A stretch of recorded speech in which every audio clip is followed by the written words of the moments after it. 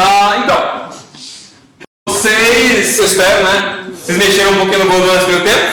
E eu espero que vocês tenham conseguido criar uma pouquinho de estrutura para vocês. Pelo menos pensar aqui em que nós os robôs vão ter que usar, pensar um pouquinho como é que nós vamos ficar visualmente, solidificar um pouquinho mais a ideia.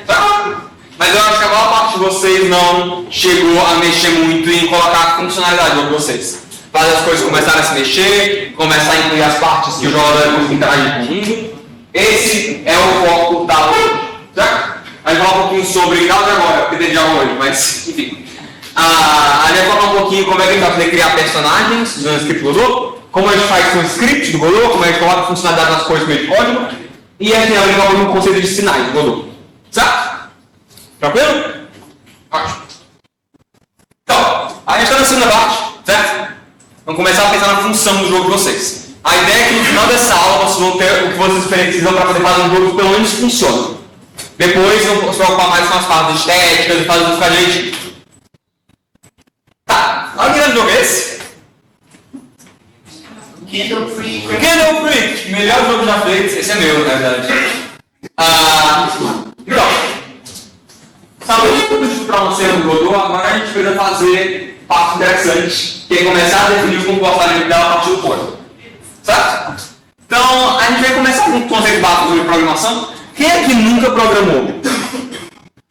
Ok? Duas pessoas, três pessoas? Não, nunca. Nunca programou? Nunca, ó.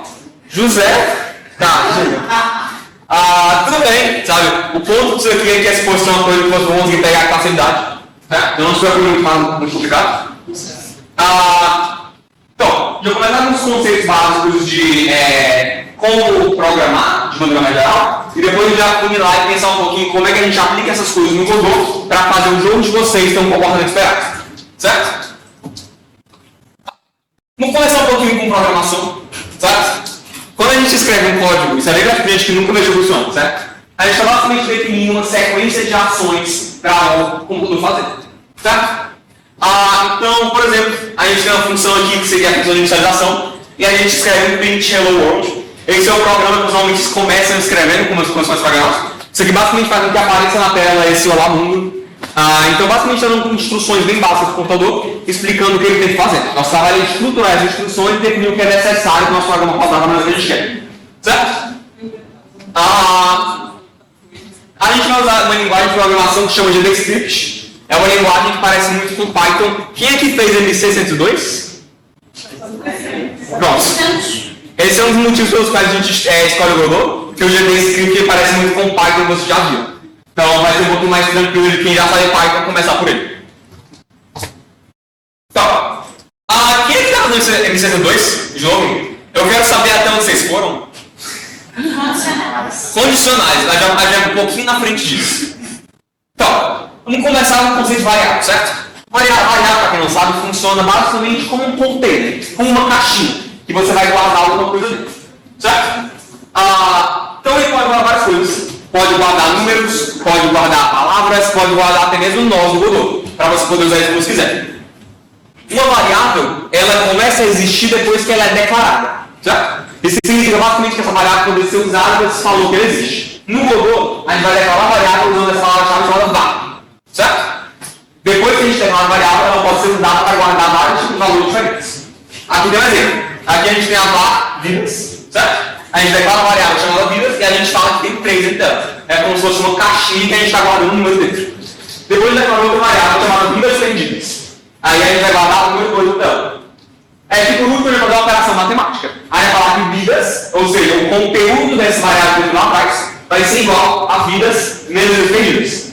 Então basicamente está aguardando nessa caixinha aqui o conteúdo dessa caixinha menos o conteúdo dessa. Então eu tirei 3 menos 2, agora o valor de vidas vai ser igual a 1.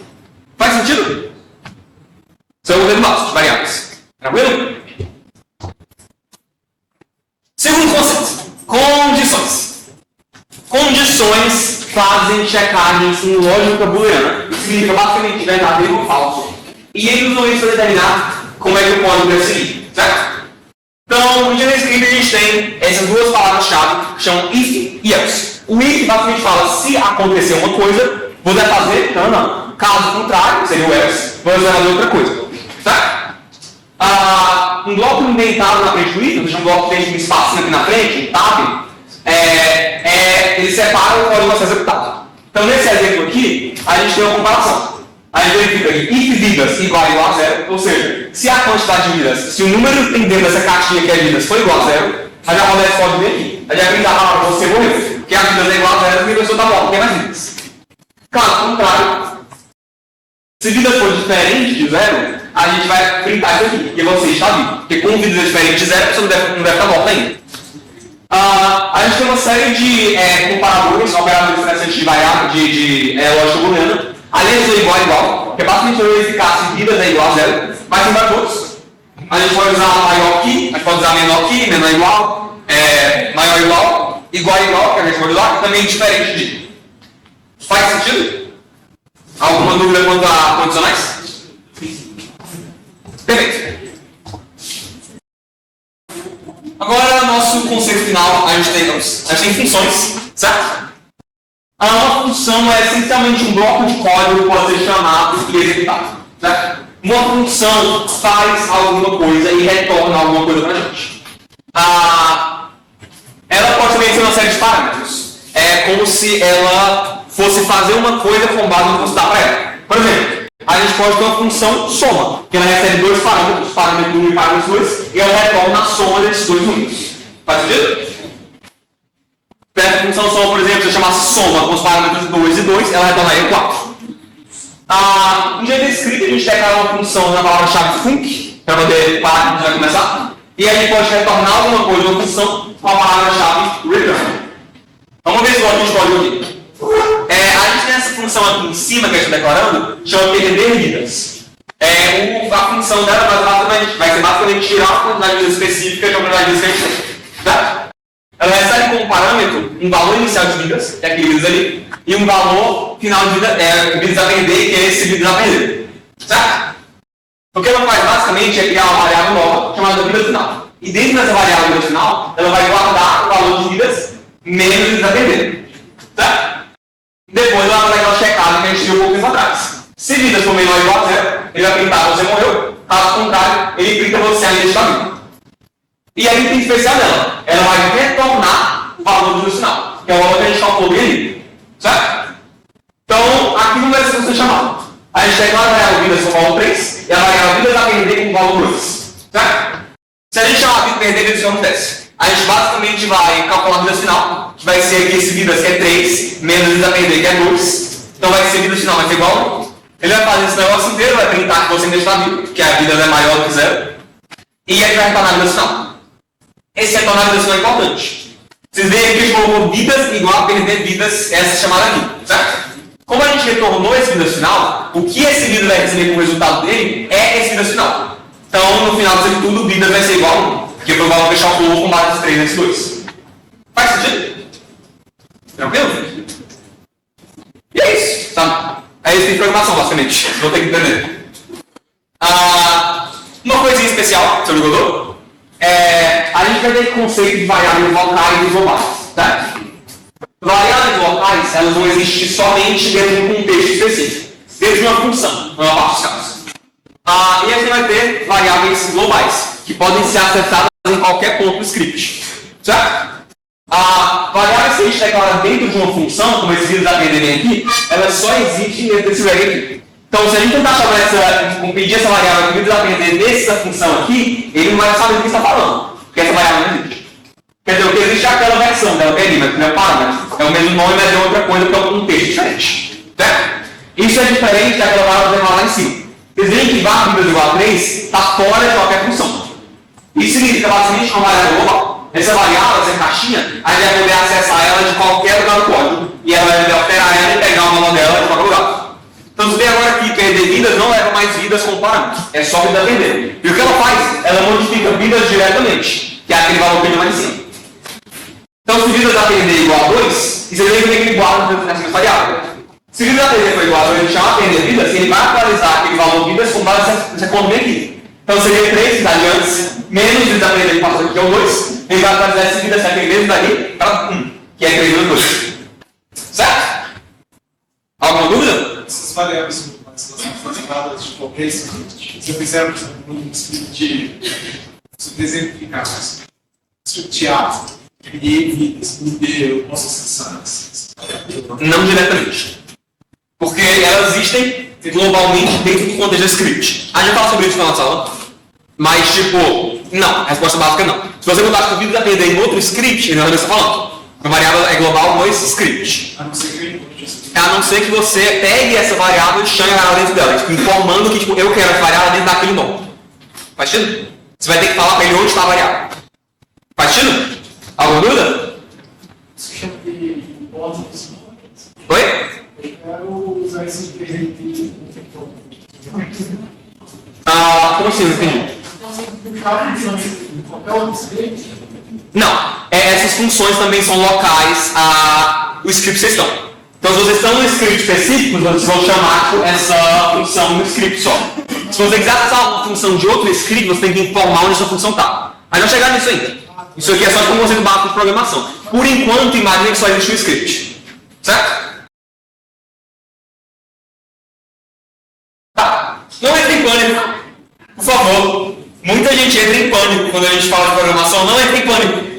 Não é difícil, certo? Essa aula que ela é feita para vocês usarem o mínimo, para vocês pelo menos verem aqui na tela o mínimo de linguagem de código de verdade. Certo? O nosso foco aqui ele é muito mais para a gente pensar nas ideias necessárias a pensar como programador, pensar como programar as coisas. E a geração do código, em segurança, o que você vai escrever na tela acaba sendo secundário. Porque escrever esse código fica muito mais fácil quando você entender as ideias por trás. Certo? Não entre em pânico, por favor. Vamos falar agora sobre scripts. Os scripts são basicamente arquivos de código que podem ser associados a nodos específicos para dar comportamentos para eles. Certo? Então, por exemplo, a gente tem aqui por exemplo, o que define esse comportamento deles de poder andar dos lados e pular por aí é um script que a gente associa a ele. Esse script está fazendo o trabalho de calcular a gravidade do jogo, fazendo o trabalho de pegar os inputs do jogador, o botão que está apertando e transformar em movimento do jogo. Ele está fazendo esse trabalho todo de dar um comportamento para esse nó. Isso usando várias coisas que o Character 2D já proporciona para a gente. Todo nó ele tem funções variáveis próprias. Como, por exemplo, o Character 2D. Ele tem uma série de funções que podem servir para a gente mover o personagem, fazer várias coisas com física. Quando a gente cria um script para um nó, a gente está basicamente estendendo a funcionalidade dele. A gente está pegando todas as funções que ele já tem, que são o Character 2D, e está criando funções novas em cima delas, que podem usar as funções que já existem no Character 2D. E é por isso que a gente usa esses nós, para poder usar as funções que já existem neles. Faz sentido? Alguma dúvida?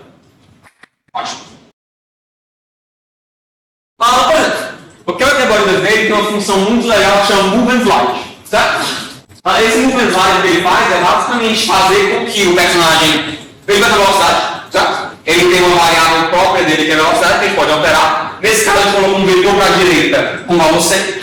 Depois a gente chama esse Move and Slide. O que o Move and Slide faz é basicamente pegar essa velocidade que a gente deu para o bloco e fazer com que ele se mexa de acordo com essa velocidade, corrigindo com as coisas. Por exemplo, pode ter um bloco aqui, tiver uma colina aqui, ele vai bater aqui e vai deslizar aqui para cima, por exemplo.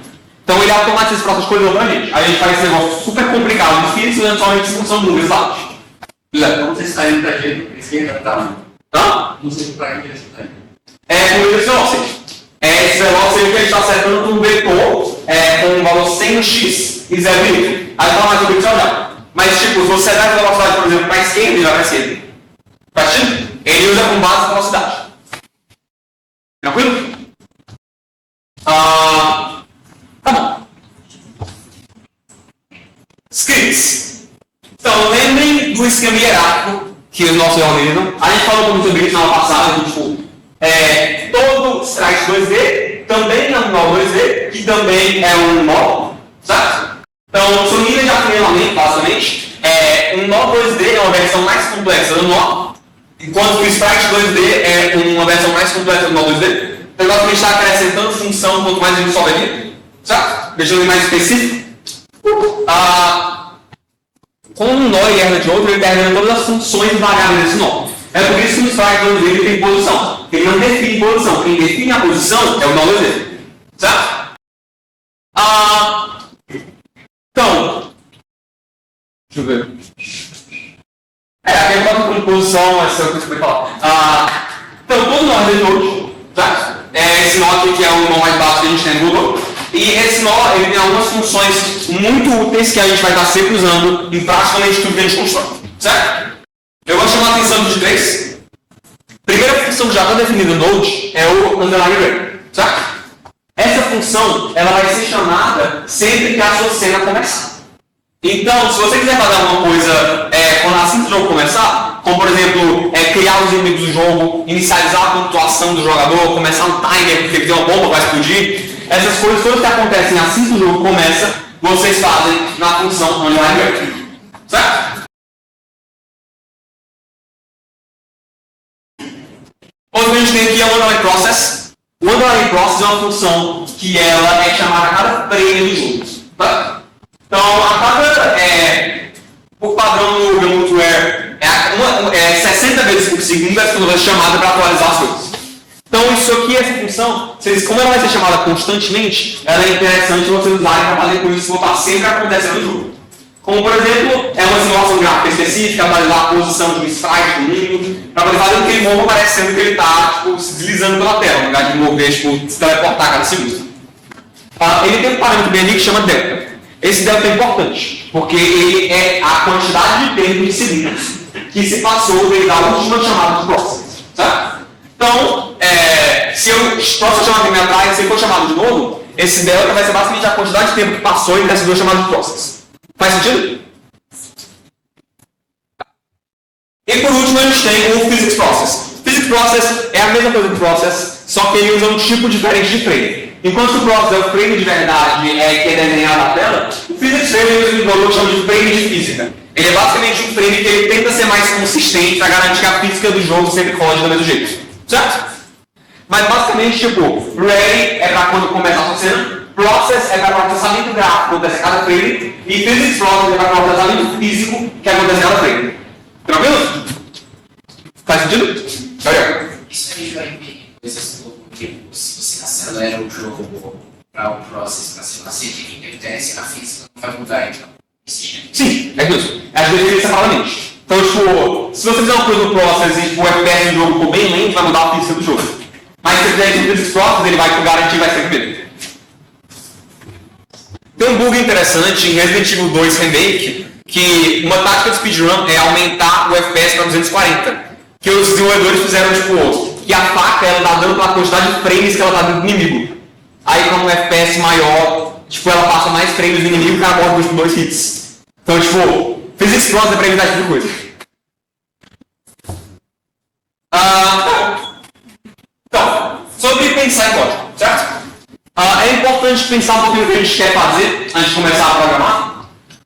Para cada programador que faz no jogo, o que eu gosto de fazer é pensar no script como se ele fosse uma máquina que tem uma entrada e uma saída, certo?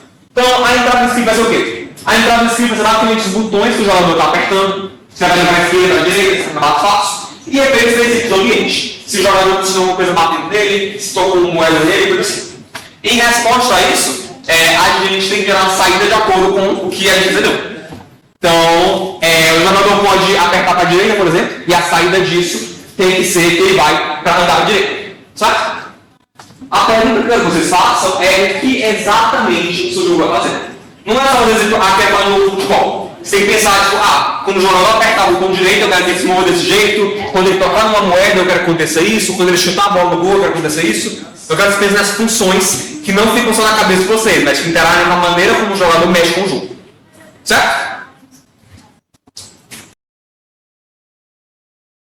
A gente tem dois tipos, basicamente, de jeito de pensar em programação de jogos que eu coloquei ali.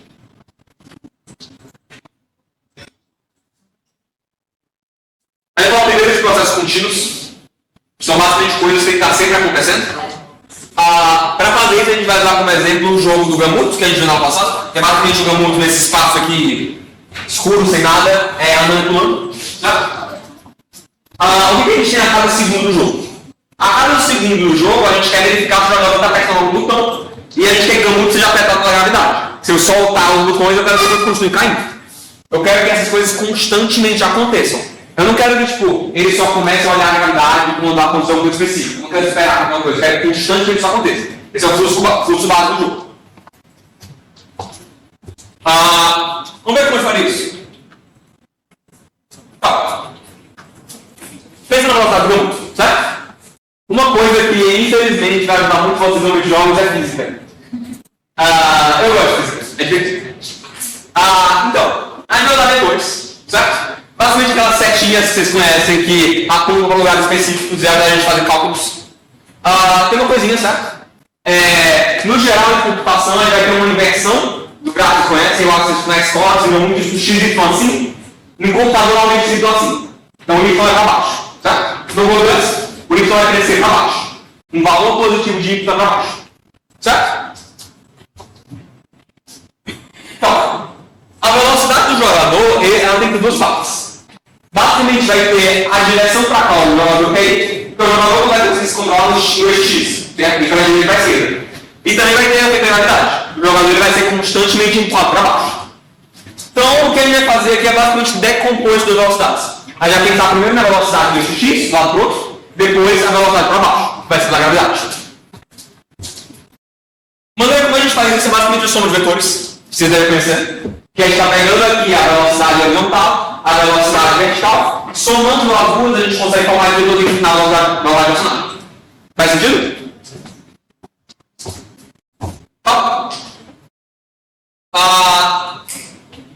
A cada momento do jogo a gente precisa basicamente definir a velocidade do jogador e mover o jogador de acordo com essa velocidade. Esse é o nosso fluxo básico do jogo. Isso permite que a gente também separe esses dois problemas. Seria como definir essa velocidade, como saber qual velocidade tem que estar em cada momento, e também essa questão de como é que a gente move o personagem nessa velocidade.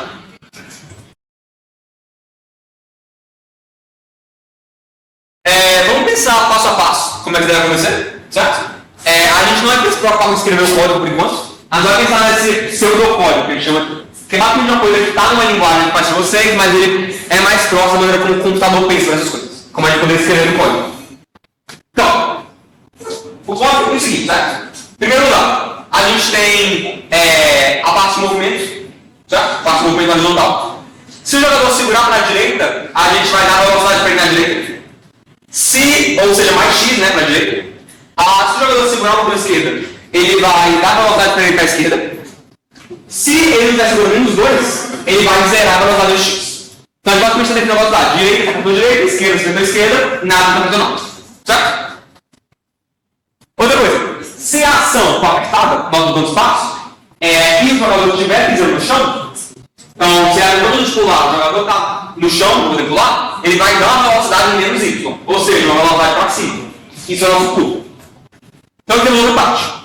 Se o jogador apertar o botão de espaço e não tentar no chão, ele vai pular. Então chama a velocidade para cima. Vai aplicar a gravidade da velocidade, fazendo que essa velocidade vai diminuindo até lá para baixo. E depois vai mover de acordo com a velocidade, certo? Isso aqui não é a maneira como a gente programa, não é assim que vai escrever o código final, mas escrever as coisas desse jeito te dá problemas muito menores se você pensar. No lugar de perguntar como é que eu faço um personagem que se mexe, você vai começar a perguntar como é que eu verifico se o jogador está apertando um botão específico? Como é que eu aplico a gravidade na velocidade? Como é que eu faço um personagem se mover de acordo com a velocidade? As perguntas ficam muito menores, ficam muito mais fácil de pensar nelas, certo? Agora o que eu quero fazer é basicamente separar esse script aqui em pedaços e implementar ele na prática no Godot. Tranquilo? Alguma dúvida aqui? Bem?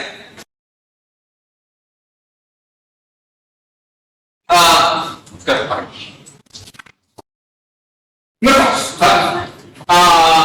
Já que essa questão de posição, essa questão de espaço não foi se preocupar continuamente, a gente vai usar a função PhysicsProcess para isso. Que vocês devem lembrar que é a função que roda cada frame de física do jogo. Certo? E já tem um exemplo. A gente vai fazer um exemplo de como esse código pode ser implementado, mas vocês podem, tem 1 milhão de maneiras de fazer isso. Certo? Primeira parte.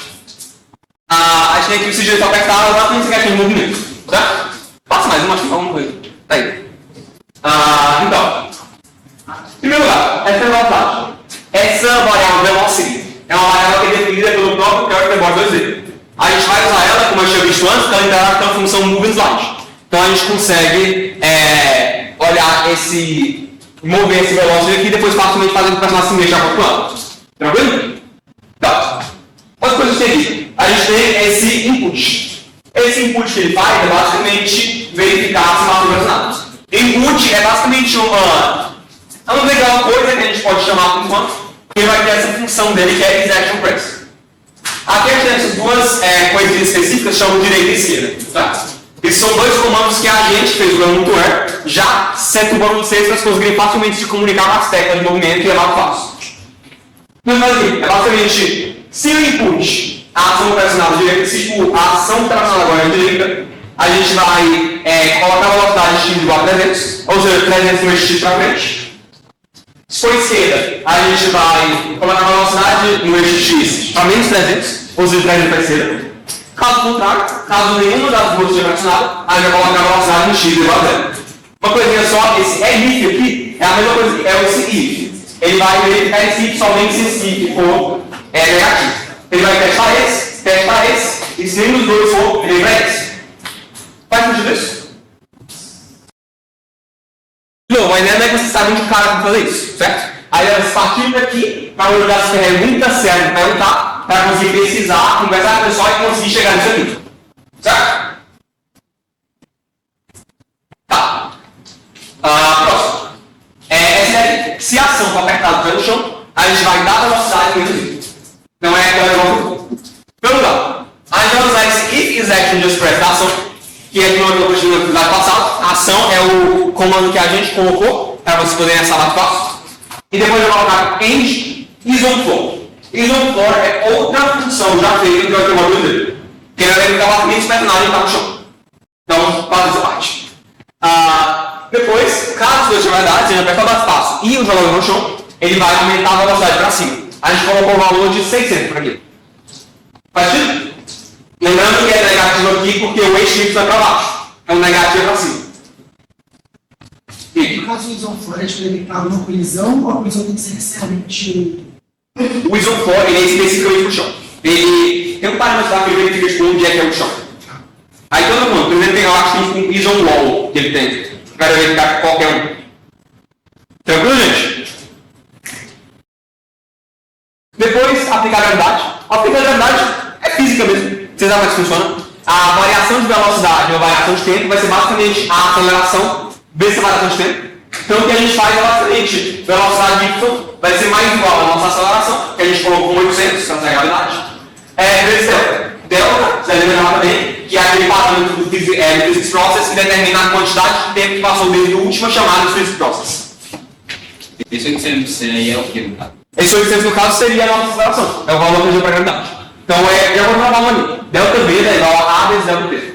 São picos, é medida de picos, medida de quê? É uma medida de pixels. É uma medida de pixels. A unidade básica de medida do Google é pixels. Tá. Por último, número de velocidade. Isso é a função que já viu. Mas basicamente é chamar esse número light, que como a gente usou aquele velocity e a gente setou ele antes, ele vai basicamente fazer o que esse velocidade que a gente quer. Faz sentido? Faz sentido, gente? Tranquilo? Vocês entenderam isso?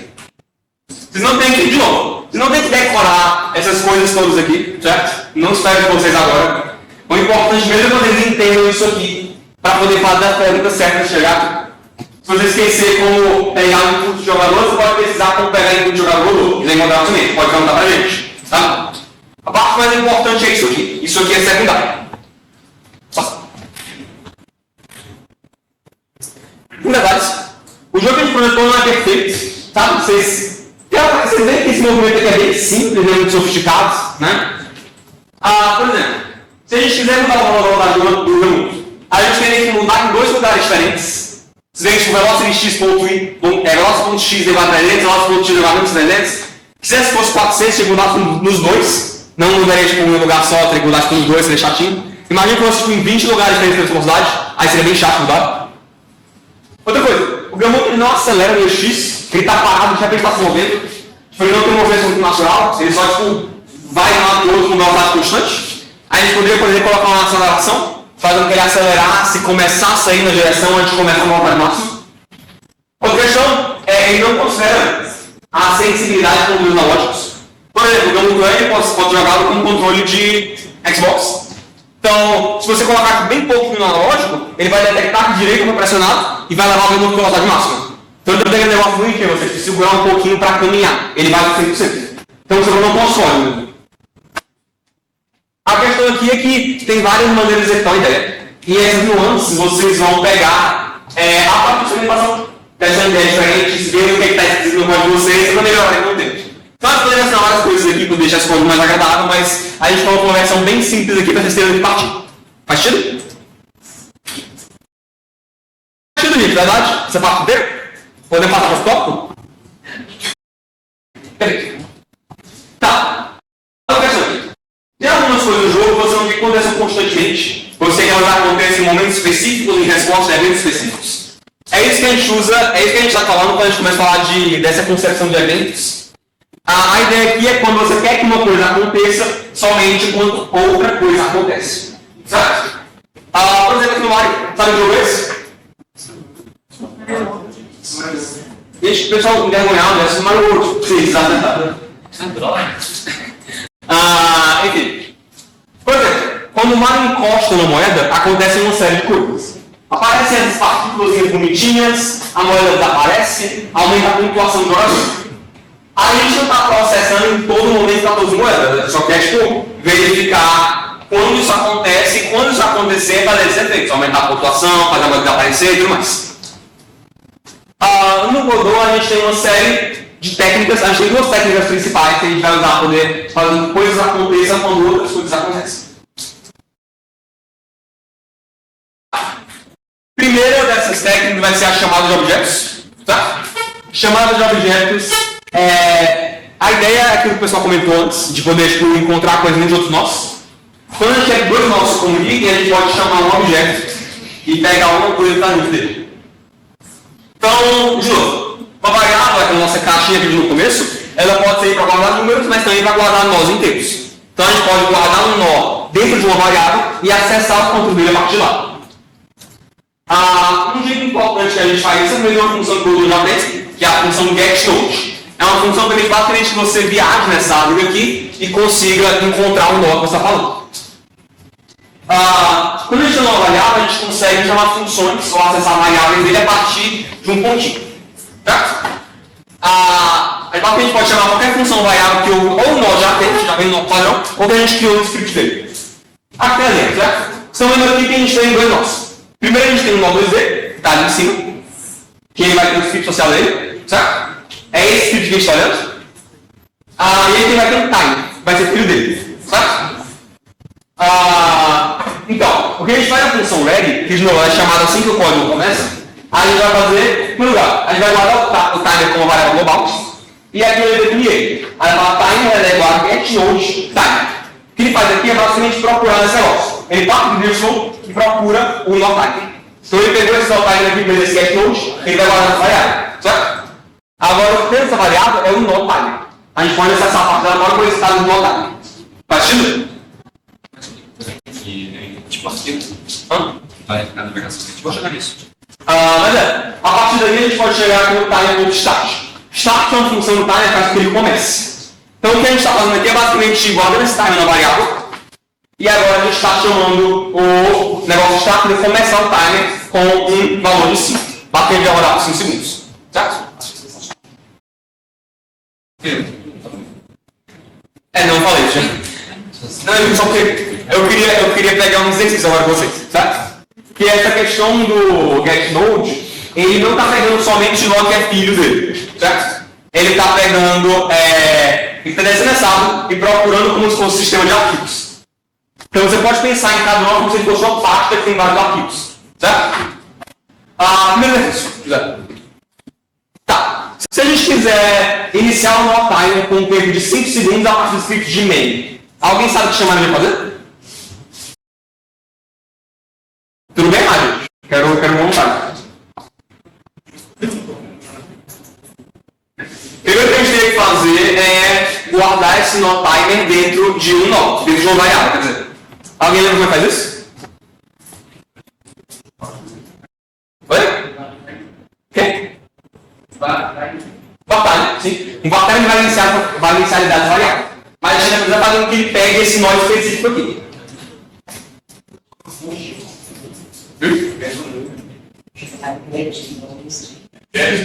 É o getNode. Sim, pode passar isso. Então, basicamente o que a gente quer fazer aqui é começar com o vartime igual a getNode. Então, basicamente está descendo nesse main aqui, pegando esse time aqui em cima, e agora a gente tem um time guardado nessa variável. E agora, se a gente quisesse chamar a função de começar no time, alguém sabe? Escutei a resposta certa, tipo, vindo de murmúrios de múltiplas direções. Start. Fazer. Agora eu vou colocar aqui no start 5 segundos.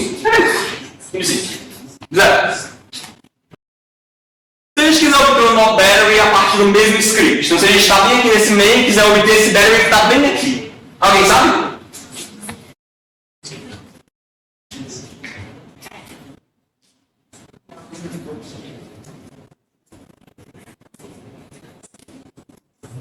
getNode main barra game UI barra battery. É isso aí. Fácil. Vocês podem ver aqui que... Quer dizer, não é barra main na realidade. Mas é tipo, vocês podem ver que não é só falar getNode battery, certo? Porque esse battery, ele não é filho direto desse main. Ele é filho desse game UI. E esse game UI é filho de main. Então a gente tem que escrever o caminho completo para o professor de arquivos. Então a gente faz um getNode game UI. Aí basicamente está descendo do main até o game UI. Depois do game UI vai descer, tipo esse barra de para o battery. Faz sentido?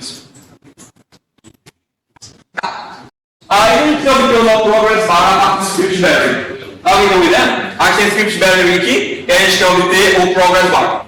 Alguém sabe como faria? Ué, só getNode progress bar. É isso aí, perfeito. Então é como se fosse um sistema de referência mesmo. Pode ir? É como se fosse um sistema de referência. Então não é sempre um nó raiz da nada. Exatamente como aqui a gente está no battery, a gente pode só descer a partir daqui e chamar o getNode progress bar. Certo? Tem mais algumas coisas. Tá, por último. E se a gente quiser obter o mesmo nó a partir do script de timer? Alguém dá uma ideia? A gente vai chegar nesse progress bar a partir do timer. Alguém sabe? Tem que botar o limite. Oi? Tem que botar o caminho inteiro. A partir do timer até o progress bar. É, basicamente, essa é a ideia. O que a gente tem que fazer nesse caso é basicamente fazer um ponto barra, depois battery e progress bar. Esse ponto basicamente significa que ele vai subindo. Então a gente vai fazer o quê? Acha o timer, a gente sobe pro main, vem do game UI e vem pro battery. E vem pro progress bar. Gustavo. Peraí, o quê? Time. Desculpa, tá? É esse aqui na real, foi mal. Desculpa, gente. Então é deixar subindo pro game UI, depois descendo no battery e depois descendo no progress bar. A gente vai ser ideia.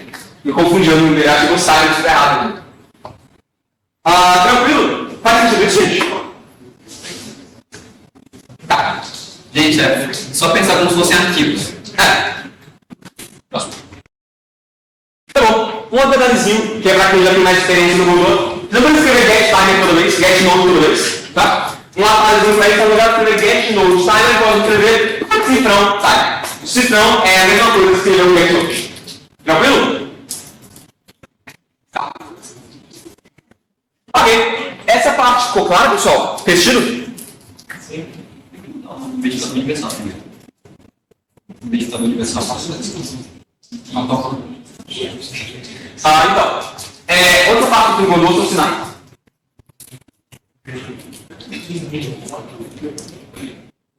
Sinais são mais ligados a essa ideia de você fazer uma coisa quando outra coisa acontece, certo? Então, nós, por padrão, vamos emitir uma série de sinais quando certas coisas acontecem. Por exemplo, a gente timer emite sinal timeout sempre que acaba o tempo dele, certo? Então, sempre que acabar o tempo do timer, ele chegar em zero, ele vai emitir esse sinal timeout. A gente pode se aproveitar disso. A gente pode conectar esse sinal a uma função para fazer essa função seja chamada sempre que esse sinal vai ativar. Certo? Então, nesse caso aqui, a gente tem a função spawn. E essa função spawn está ligada àquele sinal de ali. Certo? Isso significa basicamente que toda vez que esse spawn for. Toda vez que esse timeout for acionado, toda vez que acabar o timer do nosso timer, a gente vai chamar de função spawn. O que essa função spawn faz? Essa função spawn vai aumentar a nossa pontuação em 1, que é a pontuação é 0, e depois ela vai iniciar o timer em 5 segundos. Alguém consegue entender o que é que isso significa no nosso curso do jogo? Quer acontecer na prática? Tu baixa surge e aí começa a conseguir um ponto e começa a sair. E depois você vai acabar? Sobe de novo, e aí vai surgir de novo, e aí repete o ciclo. Sim. Na prática, o que você faria é basicamente a cada 5 segundos. Porque ele começa em 5 segundos, depois ele vai pra cá, começa de novo, pra cá, começa de novo. E ela vai ficar crescendo a pontuação do jogador ao longo do tempo. E ele vai ficar começando toda vez, vai ficar um ciclo infinito. Faz sentido isso? Alguém sabe do esse? Dandara, perfeito. É brasileiro, né, Júlio? Os sinais funcionam basicamente em combinação com os chamados de objetos. Então, a gente usa os dois você faz as interações no mesmo momento. Então, por exemplo, para criar um tiro que causa dano no inimigo, a gente poderia usar um sinal, por exemplo, numa área 2D, para verificar quando o tiro entra em contato com o inimigo. Então, a gente está basicamente esperando para ver quando o tiro entra em contato com o inimigo. Depois que o tiro entra em contato com o inimigo, a gente pode ligar esse sinal à função, para essa função ser chamada e fazer o que isso faz. Eu falo Dandara pode, por exemplo, fazer com que o tiro suma, fazer com que o inimigo leve dano, fazer com que o inimigo pisque vermelho quando ele leva dano, tudo isso. Faz sentido?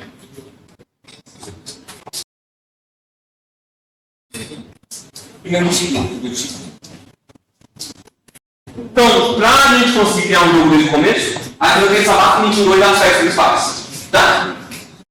Em primeiro lugar, o momento do jogo. São esses processos que acontecem constantemente, como simulação física, como detecção de impulso do jogador. Esses processos podem ser implementados usando funções underlying process e underlying physics process. Então, é basicamente essa parte do que está acontecendo constantemente. E a segunda parte. E a segunda parte vão ser os eventos do jogo. São coisas que acontecem em resposta a outras coisas. Por exemplo, levar dano no personagem quando ele pega um tiro, ganhar uma pontuação quando ele pega uma moeda e várias coisas do tipo. Essas coisas são realmente interações e treinamentos. E a gente pode implementar isso com chamadas de objeto em combinação com sinais. Certo? Alguma dúvida sobre isso? Também? Só ótimo, gente. Tá. Agora a gente vai praticar um pouquinho, certo? Eu queria pegar uns exemplos de jogo para a gente poder pensar um pouquinho em conjunto como é que a gente faria a programação deles. De novo, eu já está pensando menos no código que se desbloqueou e mais na lógica de programação dele. Considerando bastante momento a momento, quanto também essas questões de resposta a eventos. Certo? Alguém sabe do esse? São 6 vezes. Então, para quem nunca jogou, é um jogo em que você não tem como pular, você só tem como andar para a esquerda e para a direita e mudar a gravidade. Certo? Você consegue mudar a gravidade para cima ou mudar a gravidade para baixo. Certo?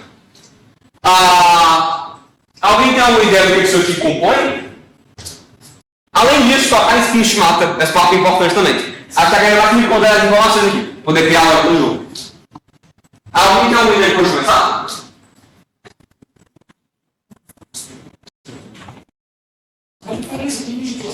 Oi? Você criar.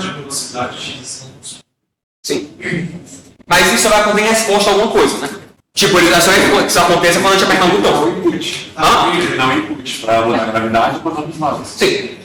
A gente começa aqui com essas ideias que a gente aprendeu antes. Se esquerda for apertado, ele vai na velocidade do X. Se direita for apertado, aí vai na velocidade mais X.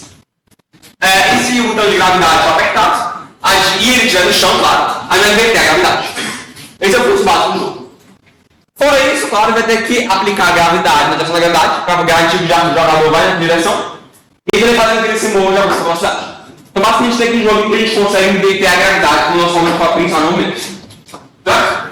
Para a segunda parte, pessoal, quando o jogador tocar em espinhos, ele tem que morrer. Vocês têm alguma ideia? Ele vai checando a hitbox para ver se está corrigindo ou não. Não precisa pensar em hitbox, por enquanto. A ideia é só a gente pensar tipo, o que está acontecendo no jogo. Tá? A ideia é mais pensar no fluxo do jogo, como é que ele vai ser impactado, e pensar em como é que vai fazer isso na prática. Na verdade, é uma pergunta meio estúpida, porque tipo, literalmente o que eu quero vocês. Eu quero que vocês pensem tipo, quando tocar um espinho, matar um personagem. A ideia é decompor esses elementos para vocês pensar neles separadamente. Como é que eu detecto quando tocar no espinho? No Godot, por exemplo, poderia ser uma área 2D. Que quando eu tocar nessa área 2D, ele vai chamar uma função específica. Depois de matar um personagem, eu posso pensar no que significa para mim. fazendo o personagem ser deletado, impedir o jogador de mover ele, aí vocês vão pensando nisso também. Faz sentido? Alguém sabe jogar isso? É Barriga mais, né? Não. Então, para diminuir o Barriga mais, a gente tem basicamente alguns números específicos, certo? A gente pode andar para as 4 direções, e a gente pode atirar nas 4 direções. Então são basicamente 2 controles setinha diferentes. Um para se mover e um para atirar.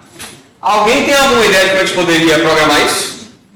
Quais são as partes mais importantes? Você programa graficando para qual você está dando para você está mirando. Bastante isso. O que a gente escreveu aqui foi basicamente esse primeiro bloco, que é se esquerda apertado, velocidade para a esquerda, se direita apertado, velocidade para a direita, se seguinte para todas as direções. Depois já mover com velocidade, aí a gente move já com velocidade para cima ali em cima, depois a gente vai esse botão de atirar à esquerda, atirar à direita e fazer com que se atirou para a esquerda, criar um tiro para a esquerda, tiro com velocidade menos x, tirar à direita, criar um tiro com velocidade mais x. Não seria legal você fazer só um botão de tiro que segue, ao invés de você fazer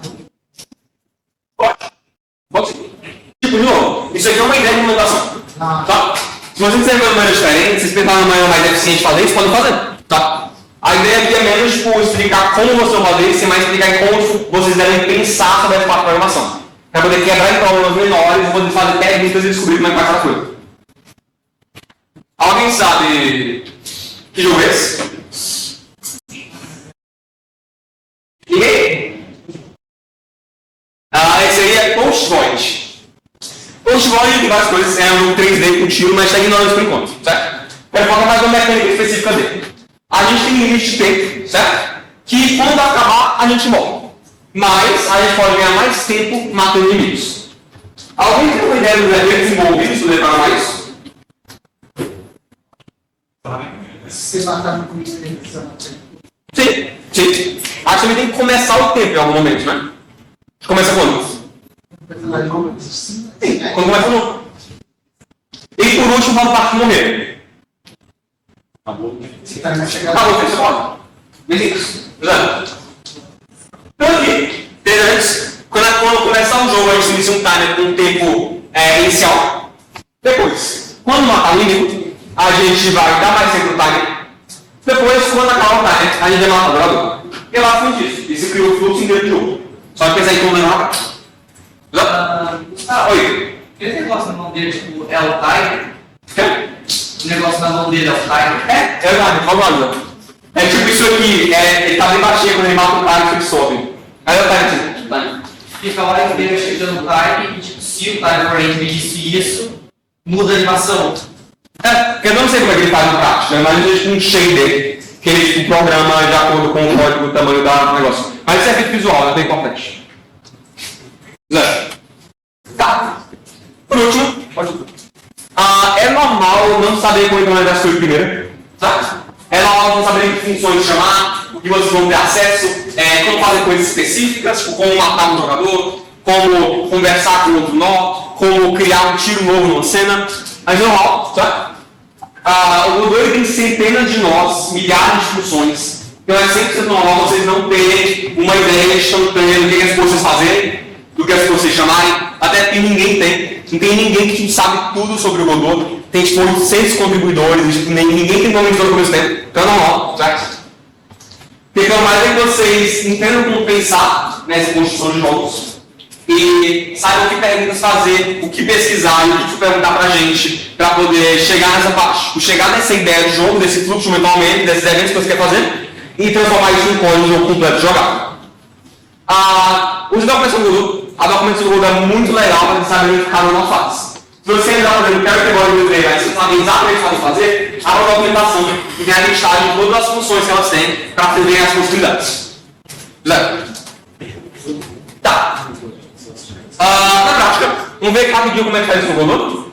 Para adicionar um script a um nó, basta apertar nele com o botão direito, tá? Você vem aqui com o botão Attack Script e vocês colocam aqui um caminho. Verifiquem só se esse caminho está dentro da parte de ninguém de vocês, certo? É uma coisa, gente. Se vocês estão colocando, tipo, imagens, coisas desse tipo dentro da própria pasta do jogo, vocês vão ter que mudar isso, certo? A ideia é que o jogo de vocês inteiro seja contido completamente na pasta de vocês. Então, se tem uma coisa que está fora da pasta de vocês, coloque na pasta de vocês, certo? Enfim, basicamente, vocês podem criar um script colocando ele num caminho que é na pasta de vocês.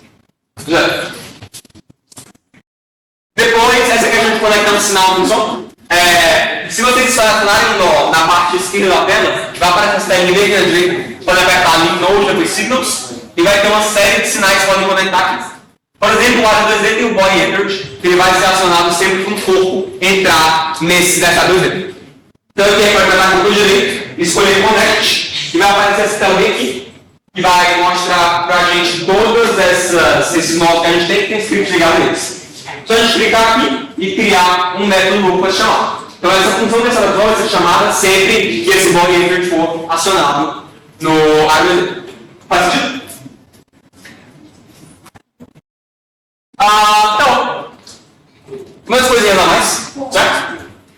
O jogo de vocês, se vocês abrirem a pasta scripts, dentro da pasta de cenas, vocês vão encontrar um script já feito. Esse script tem basicamente todos os pontos de conexão principais, então vocês conseguem fazer com que o jogo de vocês pode dentro do Gamut Web, certo?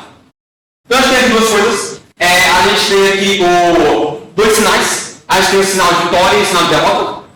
Basicamente, o jogo ele começa já assumindo que o jogador perdeu o jogo. Se você quer que o jogador ganhe o jogo, você tem que chamar essa função chamada emit signal win. Certo?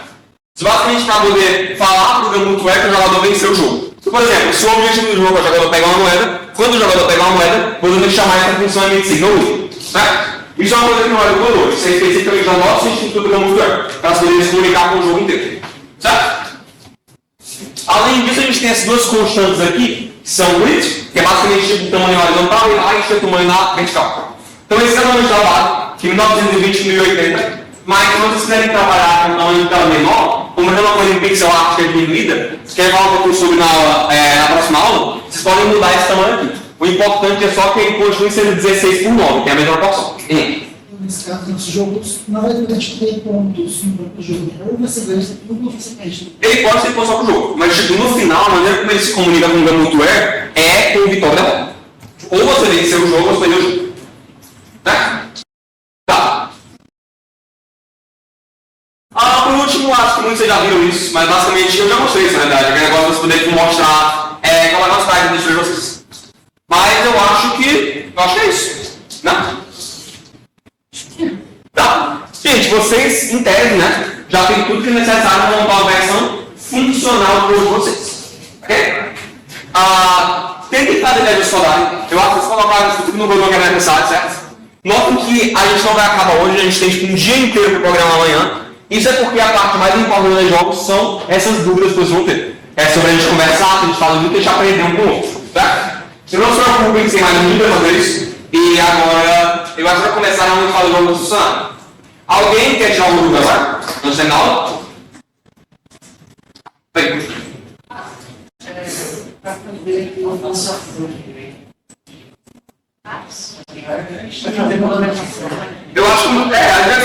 Eu acho que com a movimentação você consegue usar bem o negócio de storytelling do inglês. Porque ele tem aquela coisa de movimento slide. Tá? Já. Peraí. Tá, já. Tem que separar os nodes como se fosse massa, assim, porque o height vai aumentando, né? Você pode usar os nodos como se eles fossem pastas. Lá na esquerda do nodo você vai encontrar. Deixa eu mostrar no botão, vocês não vai encontrar uma cena. Peraí. Peraí.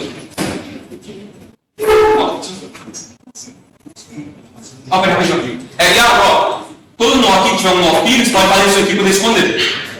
Então, tipo, eu acho que é isso aqui que você quer, mais ou menos. Se você quiser, você pode, por exemplo, criar um nó 2D e poder criar uma categoria. Usar ele como pasta. Se tipo, quiser juntar vários nós parecidos, pode não.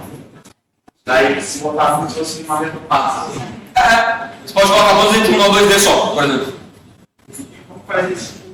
Por exemplo, se eu quiser, eu quero botar vários caras iguais a esse. Posso colocar aqui o Richard Note. 2D, colocar esse sprite dele aqui, criar várias cópias do sprite, depois eu posso fechar aqui. Faz sentido? Tá. Quem achou dúvida vai atrás? Eu vou explicar. Alguém chama por aí? Não? Bem, aí vai tirar a dúvida igualmente, já. Mas só mostrar pra vocês rapidinho. Para poder criar uma cena nova no jogo, vocês basicamente vão vir aqui em Scene, New Scene, e é porque pode fazer mais. Ah, não sei porque que não apareceu aqui. Eu acho que é pós resolução que está escrito aqui, mas tipo, pode apertar dentro de cenas, botão direito, Create New Scene. Aí você pode criar aqui nova cena. Ok? E agora estamos com uma cena nova para trabalhar. Então agora tem main.dc e também tem nova cena. Vocês podem depois tipo, criar um personagem para vocês, coisas tipo. Certo? Tranquilo, gente? Podemos começar? Calma. Ok. Mostra como coloca a cena no outro lugar. Tá, ok. Então, gente, aí quando você tem a nova cena, você vai na main. Aí ao invés de ela add student, você pode instanciar cena filha. Aí você procura aqui qual é o nome daquela cena, nova cena. Nova cena. Cuidado para não pegar uma cena de outro projeto, tá? Só... Tem vários projetos aí. tipo, pode ter muitas. Aí tem que instanciar aqui a nova cena e não esqueça de salvar a cena, porque se você não salva, não puxa as coisas. Deixa eu ver se tem como copiar. Isso significa basicamente que toda mudança nessa nova cena que você fizer vai ser refletida nessa cena aqui. Isso pode ser usado, por exemplo, para criar um personagem, uma outra cena e depois colocar uma versão dele dentro da cena. Vou criar um inimigo só e colocar várias cópias dele na cena, por exemplo. Faz sentido, gente? Tá, eu acho que é isso, ajudando. Tá. Pessoal, pois podem começar. A gente vai estar agora passando por vocês com o pé do código, certo? Deixa eu só dar uma aviso que eu sei que tem gente que vai embora agora. Essa sala tecnicamente está reservada amanhã a partir das 8 da manhã. Mas a gente só vai ter gente do campus fazendo monitoria a partir das 1 da tarde. Mas se vocês quiserem chegar aqui de manhã para começar a continuar fazendo monitor, vocês podem. Se houver tem muita gente aqui querendo monitoria de manhã, o Felipe se disponibilizou para vir de manhã para dar monitoria, para tirar dessas coisas. Mas aí você tem que falar comigo, então eu só vou voltar aqui também para ajudar. Em todo caso, gente, é 100% viável fazer um jogo somente no horário das 1 até as 9, certo? Se quiserem chegar amanhã de tamanho normal, podem chegar que vai dar certo. Viu? Assim, só para quem estiver muito ansioso. Só para quem quiser mesmo. Tem que saber uma coisa do tipo. Vocês olharem ali, tem umas artes de minutinhos ali. Aí do lado do negócio tem uns papeizinhos. Aí vocês podem desenhar um minutinho que a gente deixa na quinta vaga. E aí, vai desenhar uma música legal também. Mas é isso aí, gente. Aí qualquer dúvida vai passar agora para vocês.